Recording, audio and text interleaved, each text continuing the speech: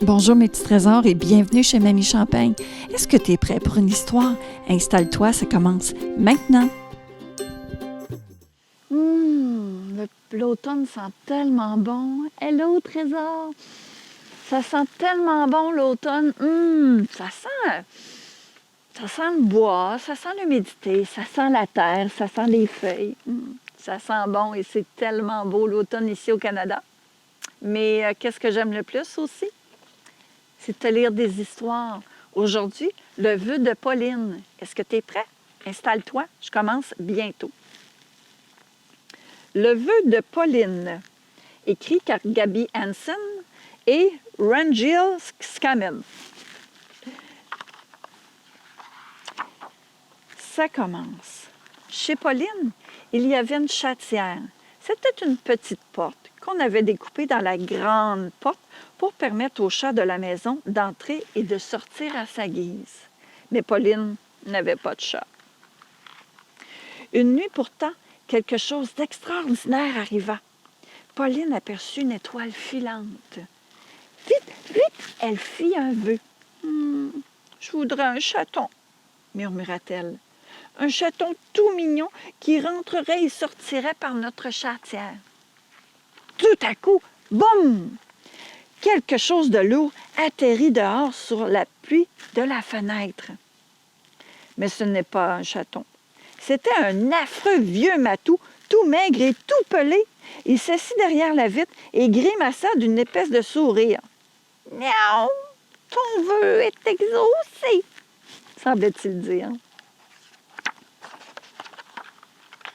Oh, tu dois te tromper, » dit Pauline. « J'ai demandé un chaton. » Mais le vieux matou semblait persuadé du contraire.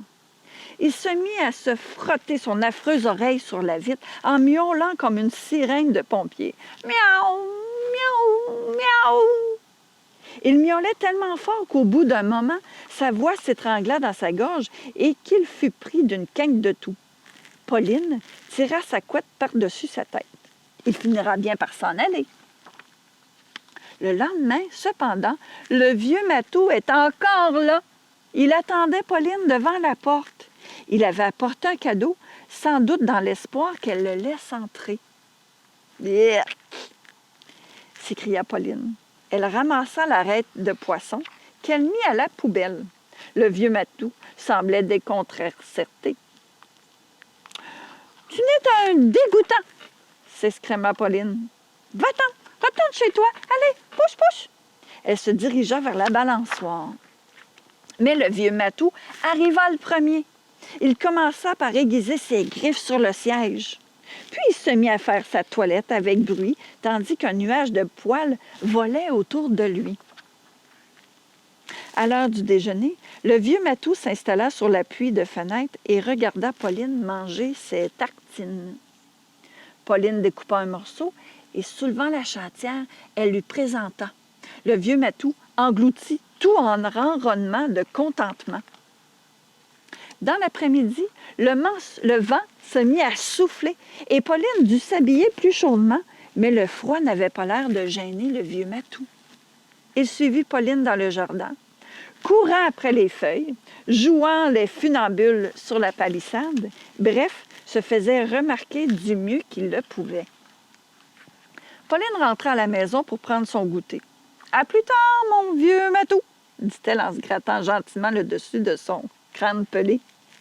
Le vieux matou lui emboîta le pas jusqu'à la porte et se coucha sur le seuil, juste devant la chatière. Ce soir-là, il se mit à neiger.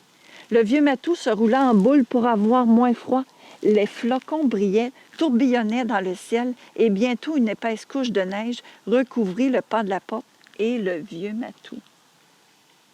Un miaou déchirant alerta la Pauline qui courut vers la porte et souleva la chatière. Le vieux matou se glissa par l'ouverture. Il s'ébroua, éclaboussant le plancher de neige fondue. « Mon pauvre vieux matou !» s'attendrit Pauline. Le chat dévora une énorme assiette de nourriture, puis il engloutit un immense bol de lait. Quand Pauline l'enveloppa dans un torchon propre et le frictionna pour le sécher, il se mit à ronronner comme une locomotive. Le vieux matou suivit Pauline dans sa chambre. Elle l'installa sur le côté du lit, à côté d'elle, et se mit à le caresser. Dehors, des étoiles brillaient. Soudain, une étoile filante traversa le ciel. Mais Pauline n'avait rien à demander cette fois-ci. Elle avait déjà tout ce qu'elle pouvait souhaiter. Son gros minou. Hey! Voir un gros minou avancer comme ça chez nous dans la maison. Wow, wow, wow! Mais Pauline a appris à le connaître et puis elle ne voulait pas un autre chat. Elle voulait garder le vieux minou. Est-ce que tu as des chats à la maison, toi? Est-ce que tu as demandé à papa ou à maman de t'inscrire à ma chaîne? Demande-leur de s'inscrire et d'actionner la petite cloche. Téling, téling. Lorsque Mamie Champagne va mettre une nouvelle histoire sur ma chaîne, tu vas pouvoir dire « Hey, wow, wow! Chut, chut, chut! On écoute Mamie Champagne! » Je te souhaite une belle journée et quelle histoire que je pourrais bien te conter la prochaine fois? Va être l'histoire de Mercy Watson qui va au cinéparc. Aller écouter des cinémas, excuse-moi, à l'extérieur. Oh, oh! À la prochaine. Bonne journée.